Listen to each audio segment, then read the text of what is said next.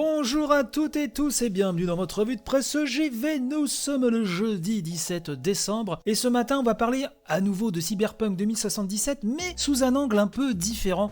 Ça va un peu nous changer les articles pullulent et à raison, bien sûr, à juste titre même dirais-je.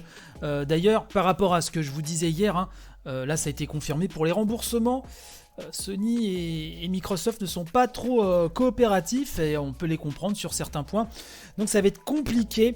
Bref, le jeu de CD Projekt continue à alimenter diverses polémiques, mais pour cette émission, donc on va parler du jeu, mais de manière détournée, puisque j'ai pu voir sur le site Actualité, qu'on a souvent cité dans cette émission, Actualité 2TE, donc qui parle de littérature et qui a une rubrique jeux vidéo. Et pour célébrer donc la sortie de Cyberpunk 2077, avant que toutes les polémiques tombent, je crois que ce papier a été fait avant l'arrivée des versions PS4 et Xbox One, mais surtout ça inaugure en fait une nouvelle rubrique que je trouve très intéressante qui s'appelle Jeux vidéo, livre idéal. Une rubrique où on nous présente de la sorte, je cite, la lecture et les jeux vidéo ont en commun des univers écrits et conçus pour être les plus immersifs possible, donnant lieu à des expériences captivantes que l'on souhaite prolonger. Cet article ouvre une série de recommandations culturelles, principalement littéraires, qui correspondent à un jeu vidéo. Ces œuvres ont été choisies par des bibliothécaires, tous passionnés de jeux vidéo. Pour commencer,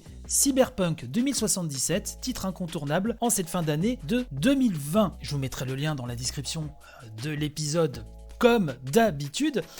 Et donc, pour entourer la sortie de Cyberpunk 2077, donc des bibliothécaires qui, vous l'avez entendu, aiment tous passionnément le jeu vidéo, nous font part de leurs conseils pour se plonger dans divers bouquins afin de célébrer, donc d'accompagner, de compléter, dirais-je, la sortie de Cyberpunk 2077.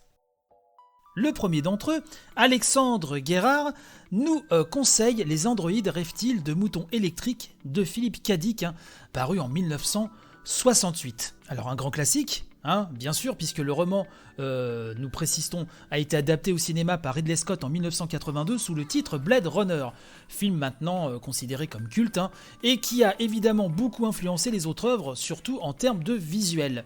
Monsieur Alexandre Guérard nous dit que le film n'aborde toutefois pas tout, notamment l'orgue d'humeur Penfield a une console qui permet de programmer son état d'esprit du jour en composant le numéro associé.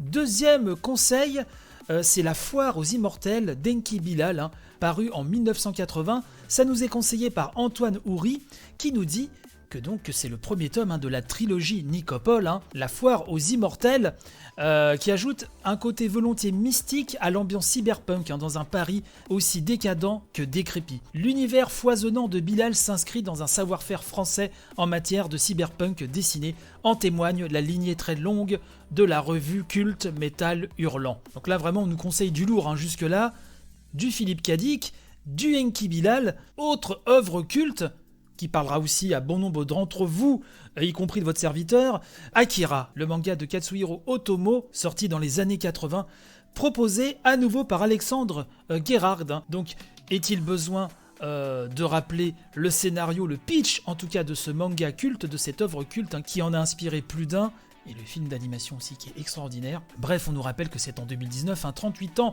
après la Troisième Guerre mondiale, que Neo Tokyo arrive au terme de sa reconstruction. Dans cette ville, sans âme, erre Kaneda et sa bande, des jeunes désœuvrés, tous élèves d'un centre d'apprentissage professionnel qui n'ont que leur moto et leur virée nocturne pour seul échappatoire à l'ennui du quotidien. Mais une nuit, ils trouvent sur leur route un être des plus étranges, un enfant au visage de vieillard avec un numéro tatoué sur la main, le numéro 26. La suite, c'est à vous de la découvrir bien sûr, donc Akira, lecture plus que conseillée, bien sûr. On nous conseille aussi, et là c'est à nouveau Antoine Houry qui nous parle de Neuromancien de William Gibson, paru en 1984. Il nous dit, je cite, difficile de ne pas citer Neuromancien dans une liste à tendance cyberpunk. William Gibson est réputé pour avoir défini une bonne partie des codes du genre. Impossible de prétendre le contraire à la lecture de la nouvelle traduction de son premier roman. Armes futuristes, drogue technocrate, ambiance noire néon, le cyberespace, une interface visuelle coup de génie de Gibson vient parfaire le tout.